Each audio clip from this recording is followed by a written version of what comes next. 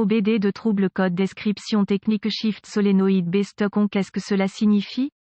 Il s'agit d'un code de diagnostic de panne (DTC) générique et s'applique généralement aux véhicules OBD2 équipés d'une transmission automatique. Cela peut inclure, mais sans s'y limiter, les véhicules de Chrysler, Ford, Dodge, Hyundai, Kia, Ram, Lexus, Toyota, Mazda, Honda, VW, etc. Bien que génériques, les étapes de réparation exactes peuvent varier selon l'année, la marque, le modèle et configuration du groupe motopropulseur. La plupart des transmissions automatiques comportent au moins 3 solénoïdes qui sont les solénoïdes A, B et C. Les codes de panne liés à cela, le solénoïde Esperluette Cote, B Esperluette Cote, sont les codes P0755, P0756, P0757, P0758 et P0759 en fonction du dysfonctionnement spécifique qui alerte le PCM pour définir le code et allumer le témoin check engine. Ces codes seront également associés au circuit solénoïde A, B ou C si vous avez un témoin overdrive ou autre témoin de transmission, il peut également être allumé. Le circuit du solénoïde de changement de vitesse a pour but que le PCM surveille les solénoïdes de changement de vitesse pour gérer le mouvement du fluide entre les divers circuits hydrauliques et changer le rapport de transmission au moment approprié. Ce processus maximise le niveau de performance du moteur au régime le plus bas possible. La transmission automatique s'appuie sur des bandes et des embrayages pour changer de vitesse et cela est accompli en ayant la pression du fluide au bon endroit au bon moment. Les solénoïdes de transmission sont chargés d'ouvrir ou de fermer les soupapes dans le corps de soupape pour permettre au fluide de transmission de s'écouler vers les embrayages et les bandes pour déplacer la transmission en douceur lorsque le moteur accélère. Lorsque le module de commande du groupe motopropulseur PCM détecte un dysfonctionnement dans le circuit de changement de solénoïde de changement de vitesse B, une variété de codes peuvent être déclenchés en fonction du véhicule spécifique, de la transmission et du nombre de vitesses incorporées dans la transmission automatique spécifique. Dans ce cas, le code de panne P0757OBD2 est associé à un solénoïde de décalage de transmission bloqué détecté Esperluette Cote, B Esperluette Cote, exemple de solénoïde de décalage. Quelle est la gravité de ce DTC?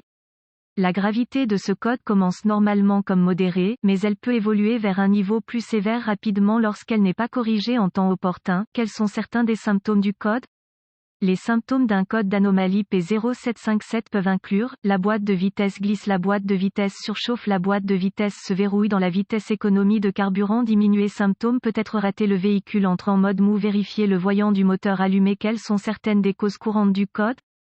Les causes de ce code de transmission P0757 peuvent inclure, niveau de liquide insuffisant, liquide sale ou contaminé, filtre de transmission sale ou obstrué, corps de soupape de transmission défectueux, passages hydrauliques restreints, la transmission a une défaillance interne, solénoïde de changement de vitesse défectueux, connecteur corrodé ou endommagé, connecteur défectueux ou endommagé, PCM défectueux. Quels sont certains dépannages P0757 pas? Avant de commencer le processus de dépannage pour tout dysfonctionnement, vous devez rechercher les bulletins de service technique (BST) pour le véhicule spécifique par année, modèle et transmission. Dans certaines circonstances, cela peut vous faire gagner beaucoup de temps à long terme en vous pointant dans la bonne direction. Vous devriez également vérifier les enregistrements du véhicule pour vérifier la dernière fois que le filtre et le liquide ont été changés si possible. Inspection du fluide et du câblage. La première étape consiste à s'assurer que le niveau de fluide est correct et à inspecter l'état du fluide pour détecter toute contamination. Ensuite, une inspection visuelle approfondie pour vérifier le câblage associé pour des défauts évidents tels que le grattage, le frottement, les fils nus ou les points de brûlure doit être effectué. Ensuite, vérifier les connecteurs et les connexions pour la sécurité, la corrosion et les broches endommagées. Ce processus doit inclure tout le câblage et les connecteurs des solénoïdes de transmission, de la pompe de transmission et du PCM. Sur la base de la configuration, la liaison de transmission doit être inspectée pour les problèmes de sécurité et de liaison. Étapes avancées. Les étapes avancées deviennent très spécifiques au véhicule et nécessitent un équipement avancé approprié pour fonctionner avec précision. Ces procédures nécessitent un multimètre numérique et les références techniques spécifiques au véhicule.